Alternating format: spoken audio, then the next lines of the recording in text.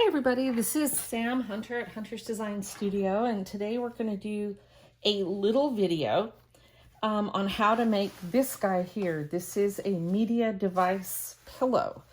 It's a really quick sew. It's a super handy thing to have.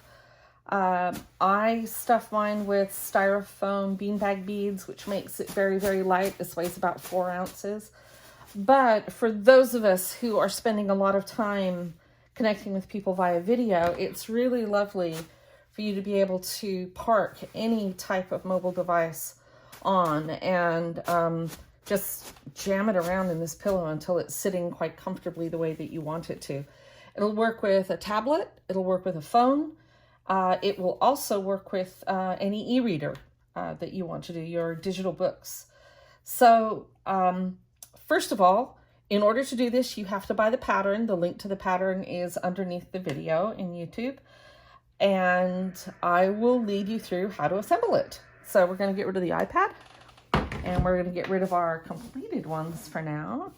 So the pattern is going to instruct you to cut out a piece of fabric a certain size.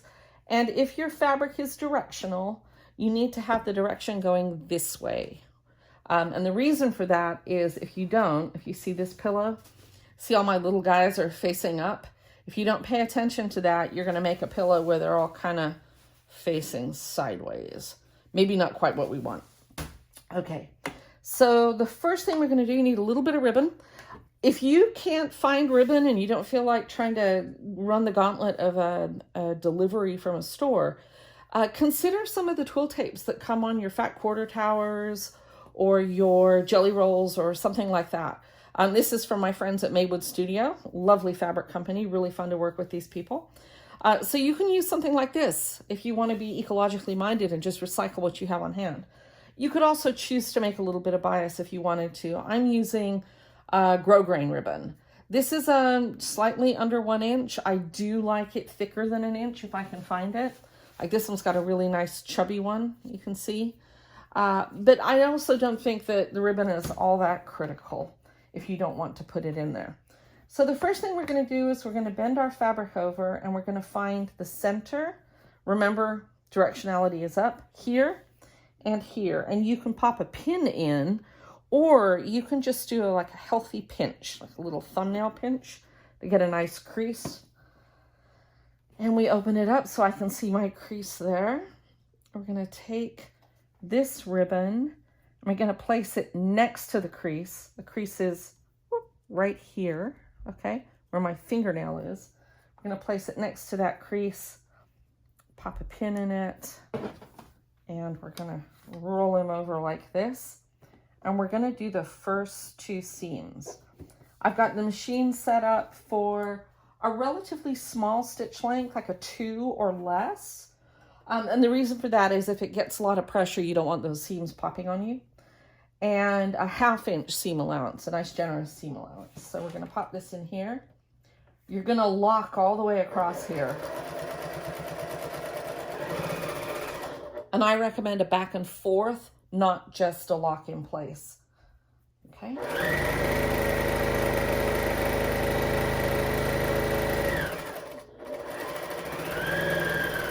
So all the way off the edge. We're not going to pivot on this corner. We're going to sew all the way off. And again, we're going back and forth on that one. Now that's the first seam. The second seam, we're going to come down. We're going to lock. We're going to lock and come down. And we're leaving a hole that's big enough to turn this bag through it. And it's also the hole that we're going to use to fill it up with the fill medium. So about this big, I mean, maybe not as big as your hand. I kind of have big hands, but something that doesn't make it super tiny to turn, because you're going to want to be able to put a funnel or a piping bag or something like that in there. And the other thing that you want to do is you want to lock these seams so they don't tear out on you easily. So you don't want the hole to be so small that you're in the risk of tearing these as well. So again, starting all the way off and locking. Come down and lock about there. I'm going to come down to about here. So I guess I'm going thirds, like a third open, and a third closed.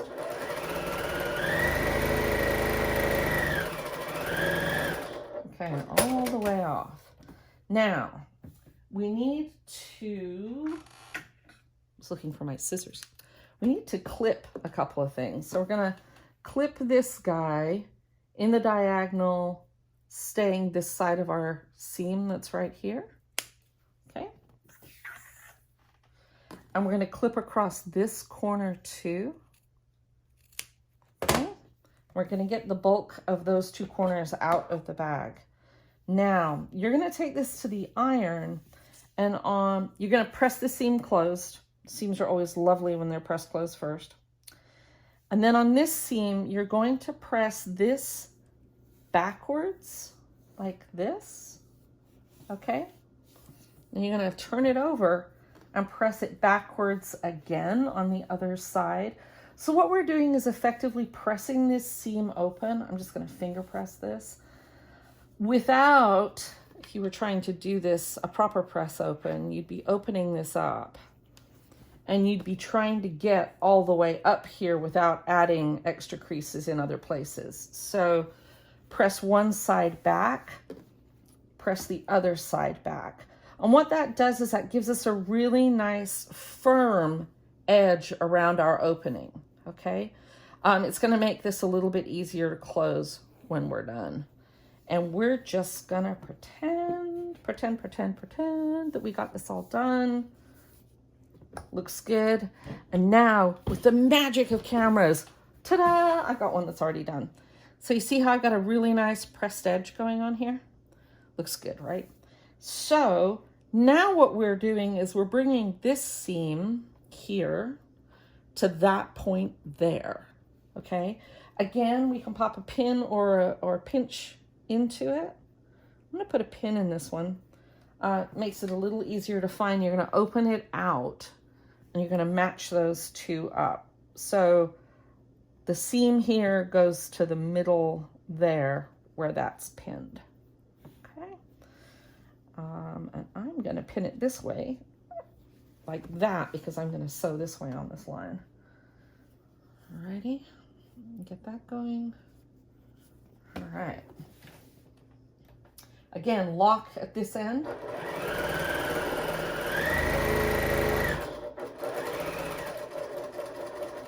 Now, I'm coming up to the seam. Just for grins and giggles, I'm going to go forward, back, and forward on this. And then complete the seam with a good lock also. For a moment, I thought I had run out of thread. That would be good on video, wouldn't it? And again, we're going to clip these corners. One there. One there. And you're going to press that guy as well. Just press it closed. So we're going to get our hand in here. So you've got 4 points that you're going to pull through. And I like to sort of, there we go. Get my thumb up into there, pinch it through like that with my fingernail. There we go. Get the next one, pinch that through. See, my hole's big enough to bring this through without too much trauma. I'm gonna pinch that one. And then our last one should be easy to pull through because it's got a ribbon sticking out of it, okay? So now we've got that wonderful sort of pyramidal shape. Now you're gonna wanna take this to the ironing board and do a nice crisp press on this seam, okay? And a nice crisp press on this seam, all right? And then we've got a hole here for filling. And again, the magic of the camera. I feel like I'm on a cooking show. I've already filled this one up, and the reason why I'm not gonna video filling it up is because it's a mess. When you're using the styrofoam peanuts, they can get a little staticky, and you have to really be careful about not dropping them or not dropping the bag. So I start with a cookie sheet, put this on a cookie sheet. I have a big mixing bowl. I have whatever I'm gonna stuff this with. You can use rice, you can use beans, you could use crushed walnut shells. One of the reasons why I like the styrofoam is that if you end up having this on your lap, it's super light. Then the only weight you're really carrying is the device. If you fill this full of rice or beans, it's going to be like having a really chunky putty tat sitting on your lap. And that might be good for you. It might not be good for you. But also, use what you have. You know, if you have a super damp climate, rice might not be the good thing because it could get sticky on you. But anything you have that you could fill this with. And what are we looking for in the fill? We're looking about 2/3 to 3/4. Okay, so there's some airspace in here. You know, this is empty up here. And the reason for that is so that we can really, you know, massage the bag into place. If it was totally full, you wouldn't be able to make a ledge. Okay? So this one is full, and I've pinned the heck out of that seam so it doesn't burp styrofoam peanuts back at me if I'm doing anything. So my opening is from about here to about here, and I'm going to go a 1/2 inch beyond. This seam ends up sitting on the underneath, and if you do a nice tight little seam, about, I mean, barely skimping 1/8 of an inch in, you can do this with the machine and you don't have to do it by hand. So it speeds it up just a little bit. So you want to get the, sorry, somebody just started a motorcycle outside my door. Can you hear it? Big old rumble. It's a sunny day in Portland, which is why people are obviously firing up their motorcycles. So I'm going to start up here, lock, come all the way down here, go to here and lock. And I have to do it with all of my styrofoam kind of out of the way. So this gets a little awkward. You probably can't see what I'm doing quite as well because this is big. So back and forth for a lock. Okay.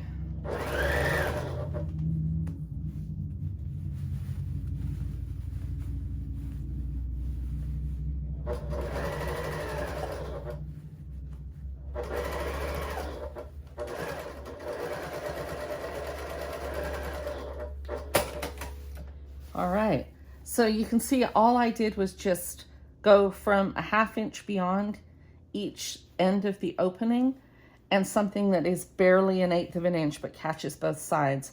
And again, a nice tight little stitch length. I'm on a Janome, so a 2.0 or less. Different machines call it a different way. But again, big enough to get a seam ripper into, but not a whole heck of a lot bigger than that. I'm just going to get all those uglies out of the way. So there we go. Now we have one more pillow. So I'm finding these are super helpful, especially in the age of a lot of video going on these days.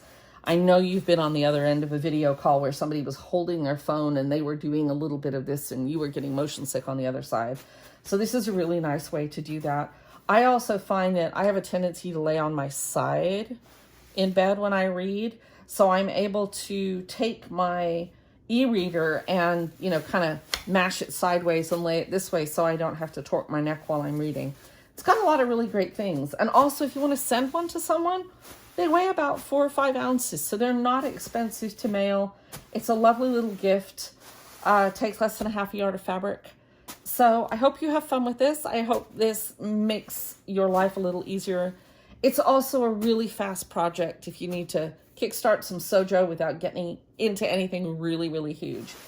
If you have any questions, as always, reach out, get in touch, ask away. You can ask in the comment section below the video, or you can just get a hold of me through the contact page at huntersdesignstudio.com. And I hope to see you at the sewing machine again soon. Take care. Bye-bye.